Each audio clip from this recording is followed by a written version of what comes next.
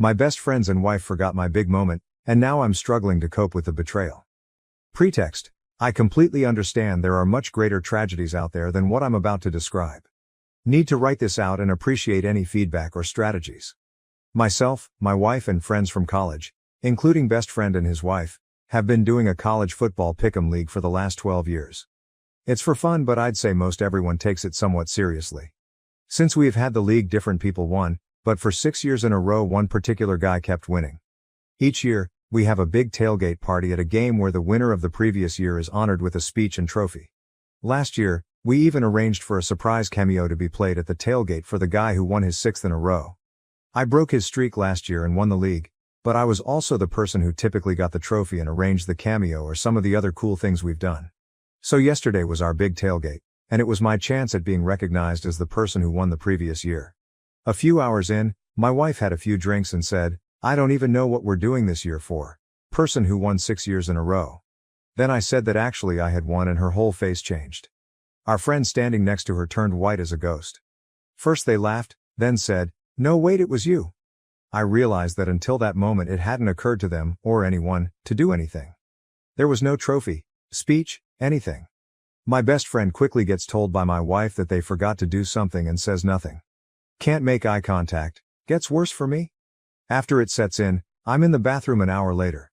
I walk out and some people start clapping, because my wife had awkwardly arranged for the crowd at the party to do something.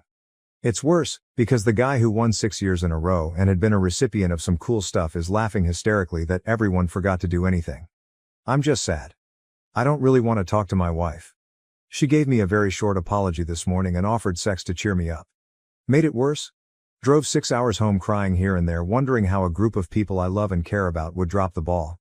Sent a text out to some saying how shitty it was to be forgotten. Sucks. I'm sure tomorrow I'll be less sad. Relevant comments. Comment 1, you're the planner. You're the one that keeps people together and makes sure no one or thing is forgotten. So when you don't do all the work, no one else does. It's really crappy they forgot to celebrate your win. You deserved a hurrah and they let you down. Really sorry, OP. Congrats. Comment 2, they did drop the ball, and then handled it really inappropriately. Sincere apologies were needed ASAP, and then making it up to you. I'd truly join another league just to take your mind off it and detach a little from that scene. Even if they don't do celebrations, you're the planner of the group that still isn't cool. I hate football, but this got me worked up. Comment 3, everyone likes to accept rewards and praise, but not everyone likes to return the favor. OP went out of their way to make sure whoever won had a good time and felt special, for 6 years, and got nothing in return when it was his time to shine. And to top it off, his wife is trying to downplay it and act like he's overreacting. Feels bad. Least they could do is apologize, especially the MF who laughed after OP is the one who made his win special in the first place. Comment 4, next time your wife is upset, offer her sex to cheer her up. Comment 5, this isn't stupid at all.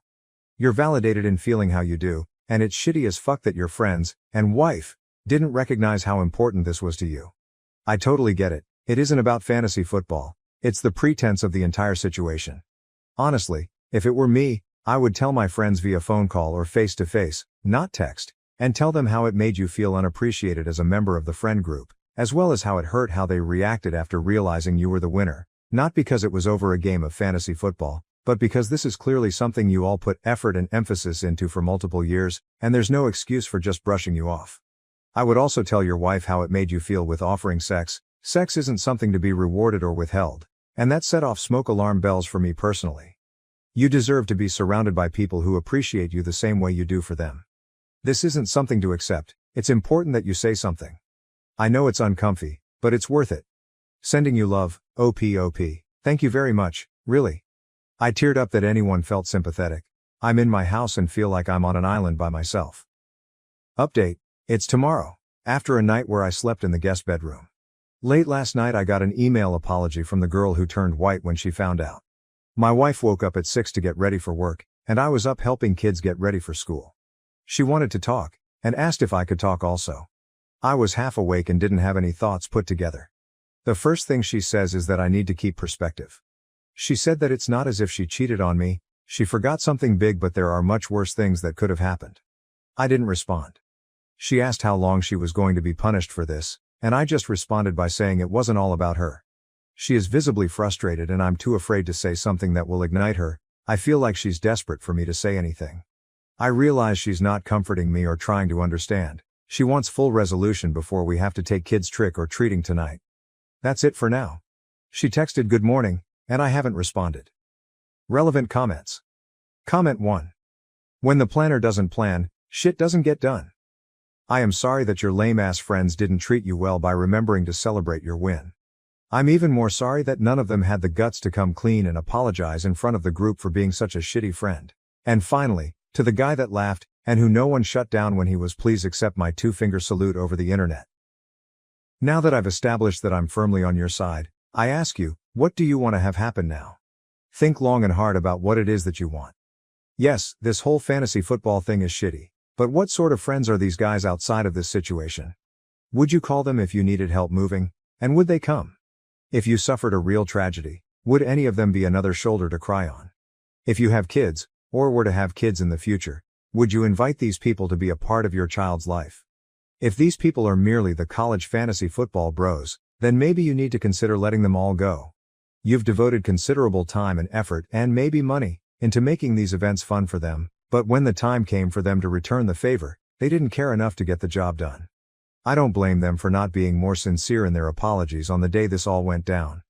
By your account, they were all caught flat-footed, and it's hard for most of us to admit our mistakes and apologize properly when we're still processing what an asshole we've been. Have any of them reached out since? Only you can decide how much these people mean to you and whether you want them in your life going forward. If I were you, I would write a huge screed about everything I'd done for the group over the past years, trying to make this event a yearly spectacle. I wouldn't cuss or throw around insults, but I would make it very clear to everyone that this event is so much fun every year because of my hard work. Then I'd end it with how disappointed I was that none of them saw fit to return the favor when I was the winner. I would absolutely point out that the previous winner laughed and was a complete jerk, and that it was shitty of them not to shut that noise down, but I'm petty like that. Maybe you're not that petty. I'd fire this off into the group chat, or whatever you guys use to communicate, and see what happens.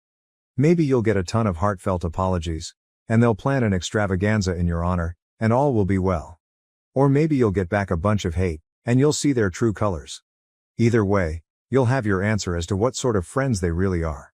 Once you've sorted the friends situation, you'll need to sort things with your wife. I have a lot of questions for her, and I imagine you do too. Why didn't she organize something to celebrate your win, for starters? The wife might be something that requires marriage counseling, but only you two can determine that. OP, I don't know. I don't want anything. As of this morning, I'm just wanting to not have this tension with my wife. But I'm kinda stuck on feeling let down, and she's supposed to be the person that doesn't do that. Comment 2. Is your wife always as shitty as she seems here? OP, no, she's great, and a wonderful partner. But one major part of her personality is that she hates any feeling of having done something wrong. It's like she becomes a different person. Comment 3. So, bad sex and a weak apology is how she makes up for it. Comment 4. And then getting upset at OP for feeling hurt and making it about herself. Now to the next story, story 2. I'm leaving my boyfriend after 2 years together because of his prenup demands. Why I chose to walk away from a relationship that felt one-sided. I'm 34F, breaking up with my boyfriend, 34M, because of a prenup. I've been with my boyfriend for about 2 years. Everything is going well and we love each other. We've been discussing marriage and he mentioned he would not marry me without a prenup. We discussed this in detail, and I did not like what he proposed. His family owns a lot of property, land, and has lots of savings. After marriage, he wants me to move into one of the houses his parents own. I told him I'm uncomfortable building a life and a family in a house I have no ownership in, and he didn't understand. I told him I'd prefer to rent a place together, or we can live temporarily in one of his parents' houses and look at property together, but he refused. He said he liked the houses his parents and he already owned. He said he would not buy other property. He said he would not sell any of his property to buy one with me. He told me if I wanted to own property, I could save up money by living in one of these properties and invest in one myself. Problem is, he would be entitled to half if we divorced since my purchase would happen after marriage. He told me I could pay his parents' rent if I feel like I don't belong on the property. He told me I could buy half of the house we live in from his parents. Problem is, I don't like the houses that him or his parents own. They also have a lot of stuff and I feel like there's no space for me. I want to look at houses. I want to pick the place I live in, and I want to do it with my partner. I've made this clear to him over and over, but he won't budge. He earns more than me, and he has more assets than me for sure. He made it clear he was afraid I was a gold digger, and he wanted to protect himself and his family's assets from me, which I can understand.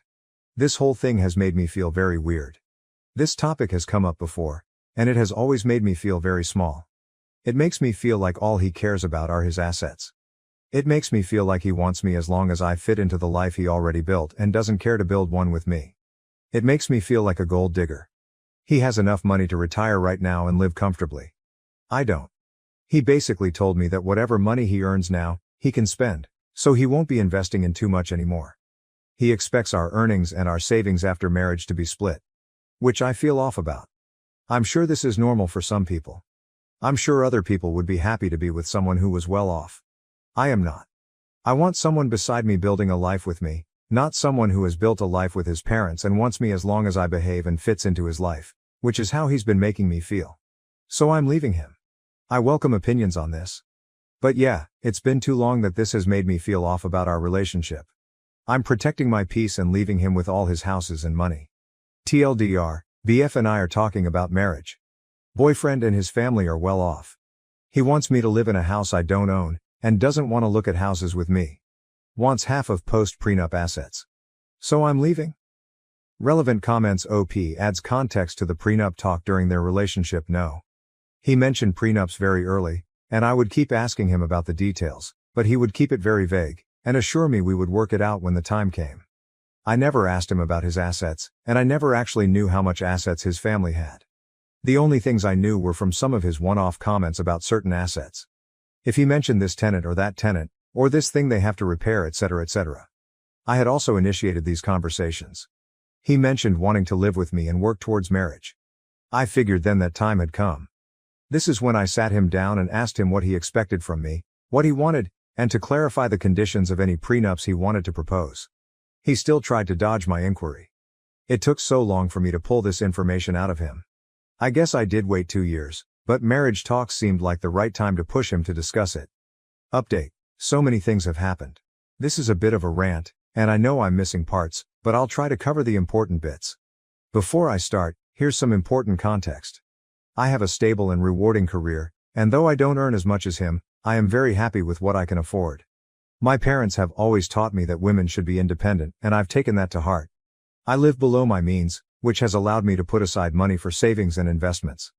A lot of comments have mentioned that I should take the free rent and that it would somehow set me forward in life, but for me, giving up my sense of autonomy and control over my home, my safe space, is not worth the potential savings. I lived with my parents and saved aggressively until I was 30. So I am lucky enough to be in a position where I can comfortably afford rent or a mortgage by myself. Plus, he expected the living situation to be permanent. I would not move into a house owned by someone else just to save on rent. Would it be nice to save $2,000 a month? Sure. But most people pay rent, and I am not an exception. If I really wanted that, I could move back in with my parents. But again, autonomy is very important to me. Also, if he's this stubborn now, I don't see how this situation could be improved later after I already moved in. I could also counter the prenup and make it so all my accumulated assets stay mine, or put in a clause that I'll be compensated for any children we have, or put that I'd get alimony or at least have a roof over my head in case we divorce. But for me, that feels overly transactional. It also gives me the vibes that I'm going to be living with a roommate who I sleep with and might have babies with, not a partner. I prefer to feel like we're in it together. He can keep what was his, but I want to build up what is ours. Also, if everything is completely split, it'll open up a new can of worms. How will our expenses be split if I'm working and he's just chilling? What happens when we have children? He has money saved for them, but will I get a say in how we spend that money? I know these can be worked out, but this is not the type of marriage I want. I can't predict everything that will happen, and I don't think I can capture it in a contract. And it's already been so heartbreaking for me, I don't want to go through more. Anyways, yada yada yada. I'll just say that it felt like I was being stripped of my autonomy, stonewalled, and treated like a hostile. Okay, on to updates. So I told him I needed to end this relationship. I appreciated and truly enjoyed my time with him, but our financial values and the preferred married lifestyle just don't match. It was a quick and easy conversation TBH. I expected the breakup to be a bit of a process, not a one and done thing, since our lives overlap a lot. I'm also in contact with a lot of his family, so OFC, during this whole time, a lot of them got involved. But blah blah. Not super relevant to updates. Talk with his parents. Okay, I love his parents. I had a great relationship with them. I would go over to their house, we would have food, chat, watch TV, sometimes I would go to the parties they host without my ex if he was busy. A few days after my talk with my ex, I went over to say goodbye. I didn't know if the prenup was family enforced or not, so I kept it very general and mainly focused on how the situation made me feel and what I was looking for in a relationship. His parents were shocked when I told them why I was leaving. I'm going to bullet point the rest. His parents really want grandbabies. However, my ex's younger brother and SIL do not want kids. They were so happy when I came into their lives and she found out I wanted kids. His parents had created their wealth together, with his dad being the major breadwinner for most of the relationship. His mom was shocked at what he was offering me, saying these aren't the values he was raised with. She had been effectively retired since almost 15 years ago, and she said ex's dad never made her feel uncomfortable because of the difference in earning potential. They told me that they built their assets for themselves and their children. They said that includes whoever their children decided to share their lives with. They have many properties. However, they also have enough investments that they can live off of those. They told me their plan was to sign over a house of our choosing as a wedding gift, or sell a house and give us cash so we could buy a house we both wanted. As they got older, they planned to evenly divide their properties between my ex and his brother, since they wouldn't want to manage the properties anymore, and live off investments. Ex's mom said she would have made sure my name was on my ex's portion, especially since we were wanting kids. They mentioned investments will go directly into funds for grandkids after their passing. Maybe this is what my ex was referring to when he said his children would be set. Bit morbid though. Ex's mom told me that the mother of her grandbabies would be taken care of, and she wanted us to be on equal footing while raising a family. TBH, this conversation was kind of like a weight off my chest. I always loved his family and never felt excluded, but the prenup talks left me confused and hurt. What they said fit with what I knew from my ex and them before. I'd be lying if I said I didn't start imagining this life I talked to my ex again. I'll bullet point this too. Basically, he told me, his dad had joked before about how he hoped him and his brother would not find gold diggers, and that's where that comment came from. He felt responsibility to protect his parents' assets, since he didn't feel entitled to them. So by extension, I wasn't entitled either. In his culture, sons carry on the family line, so he felt he had to keep his assets in the family line, which I'm not part of, but any sons we had would be. Most of the assets he's worried about are under his parents' name, and he had never asked for their opinion on what to do. He just did what he thought he should be. He also said he isn't that well off, and that his assets shouldn't come between us. This is still confusing to me. Isn't this whole thing because he was well off, and wanted to hold on to what he had and not create a shared lifestyle? I think maybe he meant he didn't own much, and most things actually were under his parents' name. He felt he was punching above his weight with me, and was scared I would leave him. He was afraid I was with him because of his finances, since that was the only thing he had more of, whereas he said I am intelligent, hardworking, beautiful, blah blah. He was scared about moving forward with the relationship, but instead of communicating, he became defensive. To me, it seems like he said and did things because he was feeling deeply insecure. He had made a couple passing comments before about me being more beautiful than him, or how I'm more hardworking, etc., but I had always taken them as compliments, not self-deprecating comments towards himself. He's such a caring, funny, and intelligent person, just in a different way than me. Also, I know he's not as confident as he comes across, but I had no idea that his insecurities ran this deep. He also apologized over and over about how he didn't mean to make me feel like an outsider to him and his parents, and insisted that he wanted to share a life with me. He said his insecurities and fear got the best of him, and he didn't handle it well. He had taken advantage of my patience and lashed out because he felt inadequate and scared. It broke my heart, because I think all this could have been avoided. We've been through this song and dance before many times, where he would feel some sort of way, then act out as he's processing it. Until now, I always stay through it and we move on. But it's never gone on for so long. But I guess the issues we've faced before were smaller compared to mapping out our whole lives. I've pushed him to seek individual counseling and we've attended couples counseling together, but I can't force him to sit and identify his emotions or employ the tools we were taught. The prenup conversation happened over a long period of time. He had so many chances to pump the brakes and reflect on what he was saying, and simply just listen to me. But he didn't. He then sat in front of me saying that everything he said before was not what he meant. He said he would be happy to take care of me and our future kids. We could buy a house together, or rent if I wanted to, because now he wasn't scared about creating a life together. Completely opposite to everything he had been saying. But how unsettling is it that he seems so completely comfortable and confident in the hurtful words he previously said, and was okay with placing me in a very unequal position in the relationship. Despite me continuously trying to articulate what I wanted, and how he was making me feel, he didn't even consider my side. Over months. I know I have a good deal, with what his parents are offering, and I know him and I get along super well. But I'm not marrying his parents.